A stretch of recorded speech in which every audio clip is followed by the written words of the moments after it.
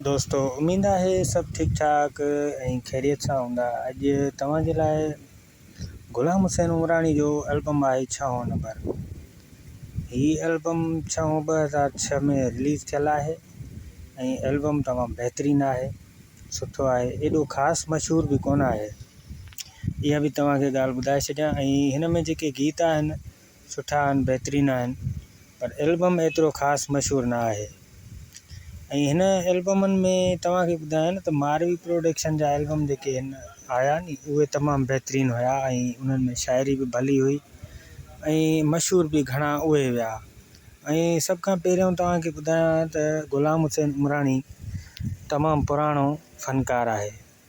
मुंहिंजे अंदाज़े मुताबिक़ त हिन जा एल्बम 1997-98 जे दौर में आयल आहिनि। हिन खे ईअं सम्झो शोहरत मिली आहे 2007-08 में। छो हिन जा जॾहिं कशिश टीवी ते एल्बम आया हिन जा वीडियो लॉन्च थिया तॾहिं माना हिन खे घणी मोट मिली। न त ही पुराणो फ़नकार आहे हिन खे एतिरी माना एतिरा चांस न हुया।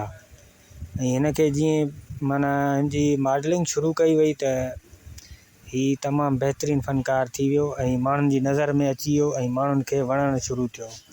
त काफ़ी सारा इन खां बाद एल्बम ॾिना। तव्हां दोस्तनि खे ज़रूरी ॻाल्हि ॿुधायूं त ही रिलीज़ इन्फॉर्मेशन वीडियो आहे। हिन वीडियो में असां गीत कोई भी शामिल न कयो आहे। हिन वीडियो में तव्हांखे ॿुधाईंदासीं त ही एल्बम मशहूर आहे या न आहे, या हिन जा गीत कहिड़ा कहिड़ा आहिनि, ही एल्बम कहिड़े साल में आयल आहे। सिर्फ़ु एतिरी इन्फॉर्मेशन आहे वीडियो जी। जे तव्हांखे पसंदि हुजे त वीडियो खे लाइक ज़रूरु कंदा कयो। हाणे हिन एल्बम में जेको तव्हांखे ॿुधायां गीत जेके भी आहिनि उन में तव्हां पंहिंजी पसंदि जो गीत कमेंट्स ज़रूरु कंदा। त हाणे हिन जे गीतनि ॾे हलूं त तव्हांखे गीत ॿुधायां हिन में कहिड़ा कहिड़ा आहिनि। हिन एल्बम जो पहिरियों गीत जेको आहे उहो लिखियो आहे जानिब बुरड़े साहब, परदेसी माण्हू मुसाफ़िर मां। ठीकु, इहो गीत पहिरियों। उन खां पोइ आहे मुज़फ़र मल्लाह जी शाइरी। मुज़फ़र मल्लाह मुंहिंजो दोस्त आहे, प्रेम प्यारो आहे, इन सां मुंहिंजी ॼाण सुञाण भी आहे। उन्हनि जो गीत जेको लिखियलु आहे क़दुरु मुंहिंजो हाणे थी, ये ज़बरदस्त गीत आहे। उन खां पोइ आहे जानिब बुरड़े जी शाइरी आहे वरी, मां ग़रीब ड्राइवर माण्हू। उन खां पोइ आहे असद खोसो साहब जी शाइरी आहे, बेमरां मरां बलोची गीत आहे। तव्हां दोस्तनि खे ॿुधायूं त हिन में अहिड़ा गीत आहिनि जेके आउं कॾहिं न ॿुधा आहिनि।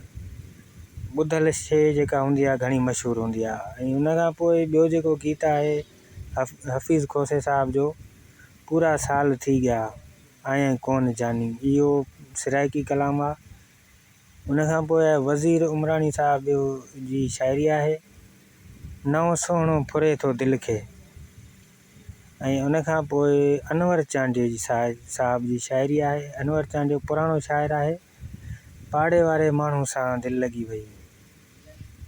उन खां पोइ वरी जानिब बुरड़े साहब जी शाइरी आहे।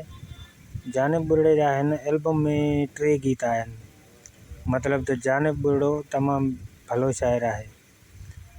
गीत जा बोल अथसि, तुंहिंजे घर ॾे ॾिसंदो आहियां। ही जेके गीत हुया तव्हांखे मां ॿुधाया। अव्हांजी पसंदि जो गीत कहिड़ो आहे हिन एल्बम में, अव्हां कमेंट्स करे ज़रूरु ॿुधाईंदा। वीडियो पसंदि आयो हुजे वीडियो खे लाइक ज़रूरु कंदा, चैनल खे सब्सक्राइब कंदा। तव्हांजी कमेंट्स जो इंतज़ारु हूंदो मूंखे।